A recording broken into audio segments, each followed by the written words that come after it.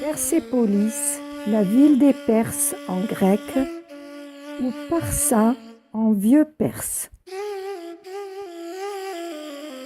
Située à environ 60 km de Chiraz, Persépolis est une cité royale, achéménide, originaire du Fars. Surface totale de la terrasse, 135 000 m².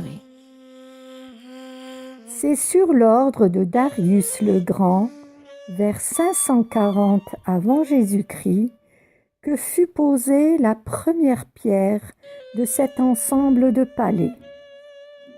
La prospérité de Persépolis dura environ 180 ans, jusqu'en 330 avant Jésus-Christ, où la ville fut incendiée. On accède à la cité royale par 2 escaliers monumentaux en pierre de taille.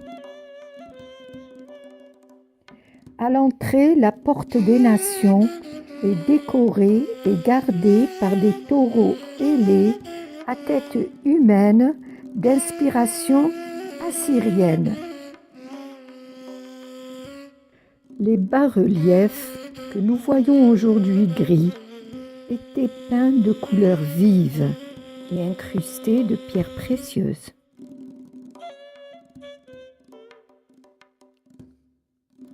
Les archéologues ont placé en 1954 2 chapiteaux qui représentent des griffons, créatures légendaires imaginées et représentées avec le corps d'un aigle.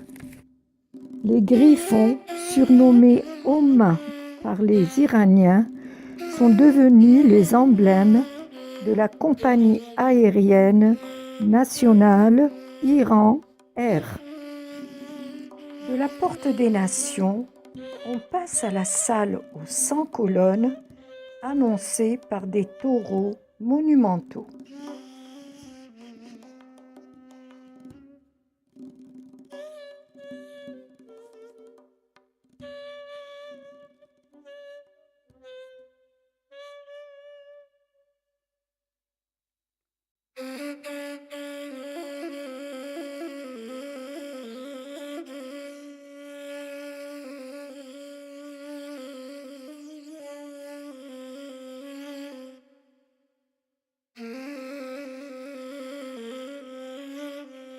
Commencé par Xerxès Ier, qui en fit sa salle du trône, et terminé par Artaxerxès Ier. D'une forme carrée, d'une superficie de 4800 m², elle possède 10 rangées de 10 colonnes dont il ne reste que les bases.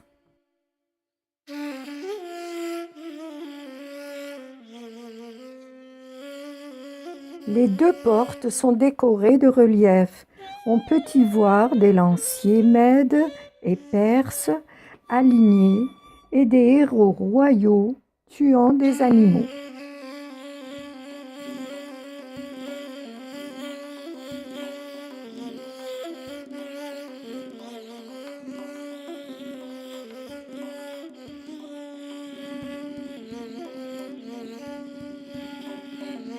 Des héros tuant les monstres décorent les jambages des portes.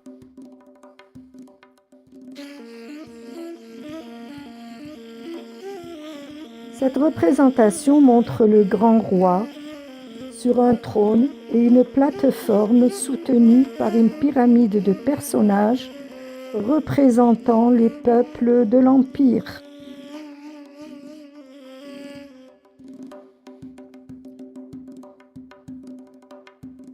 Des portes de la salle des 100 colonnes, on peut accéder à l'Apadana, ou salle du trône.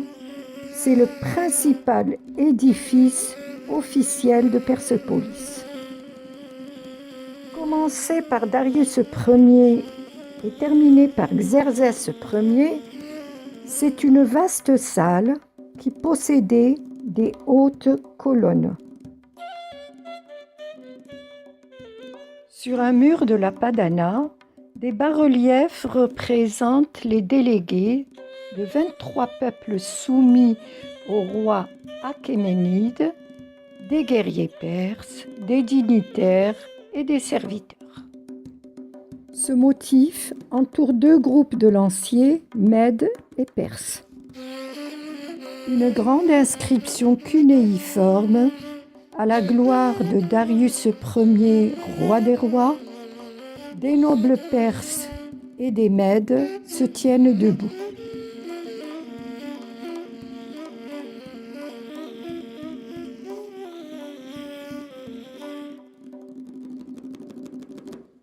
Sur trois registres superposés, les délégations des peuples de l'Empire sont représentées avec leurs habits traditionnels, apportant au roi des rois des présents typiques de leur région.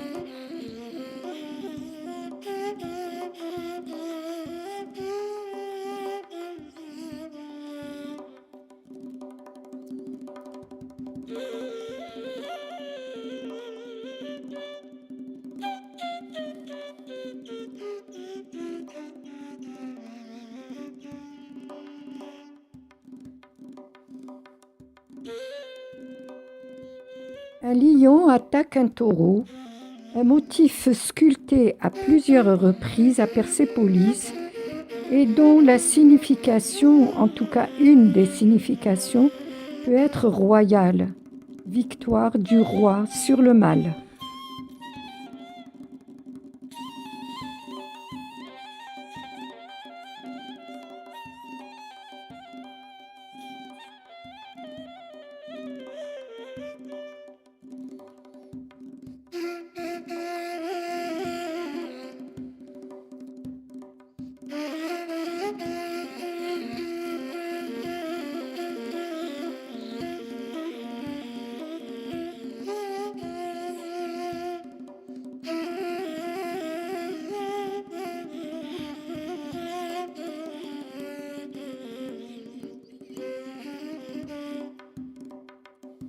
Au sud de la Padana, un escalier mène au palais privé de Darius Ier, appelé Tachara, et c'est le mieux conservé.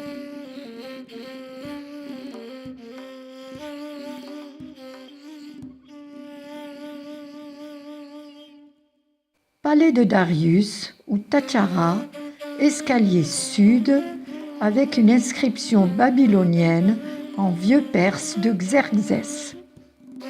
L'inscription gravée dans le palais Tachara est la suivante. Le roi Darius, grand roi, roi des rois, roi des pays, fils de Istape l'Achéménide, a construit ce Tachara.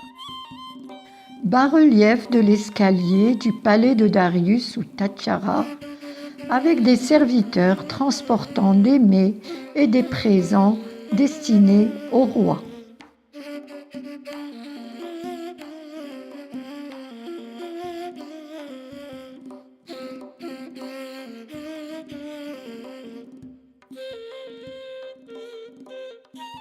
Palais de Darius Ier, une idée de ce que ça pouvait être après reconstitution.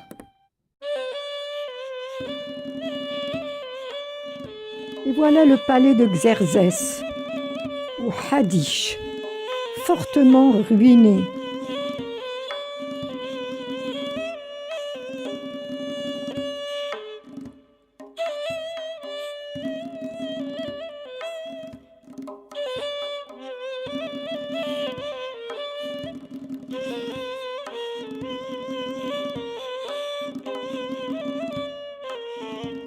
Reconstitution de la salle hypostyle de Xerxès à la Padana.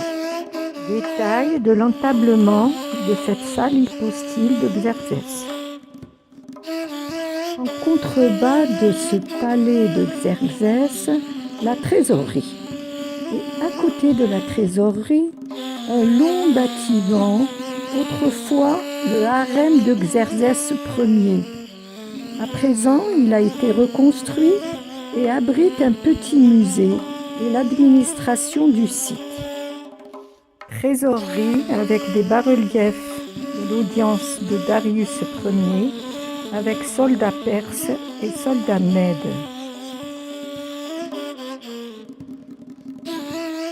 Bas-relief de la trésorerie, tombeau d'Ardéchir II.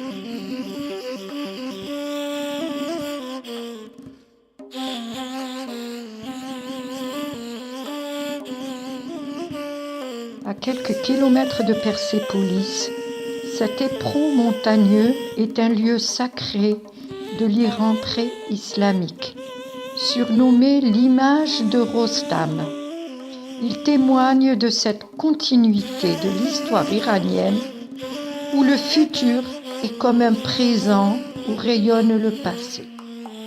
Naksh-e-Rostam fut choisi pendant 2 millénaires pour abriter les symboles des dieux et des rois. 4 tombes suivent un modèle unique en forme de croix creusée verticalement dans la roche. Darius Ier fit creuser sa tombe dans la falaise de Naksh-e-Rostam, inaugurant un nouveau mode d'inhumation des rois, et 3 de ses successeurs firent de même. Xerxès Ier, Artaxerxès Ier et Darius II. Le tombeau de Darius Ier est d'une taille supérieure aux autres.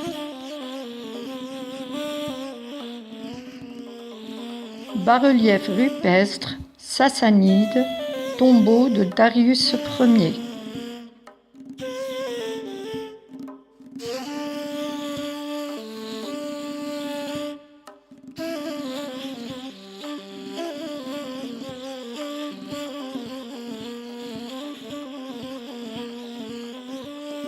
Investiture du roi Narseh, Anaïta, le roi porte une couronne sphérique.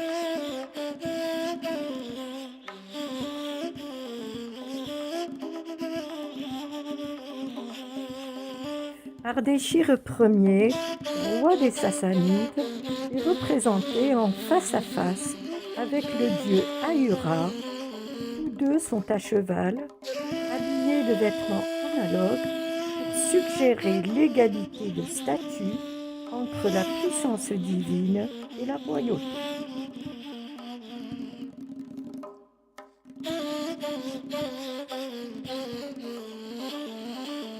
La Kaaba, ou cube de Zoroastre, est une tour de pierre qui, malgré 25 siècles d'érosion, se dresse encore bien conservée face aux tombeaux des rois qui l'ont édifiée.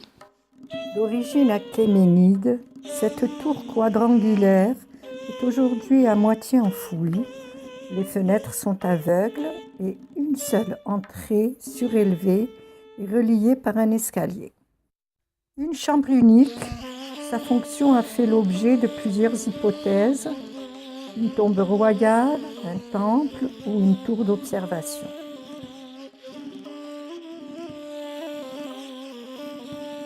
Le tombeau de Cyrus II, simple chambre funéraire construite sur un socle à 6 degrés.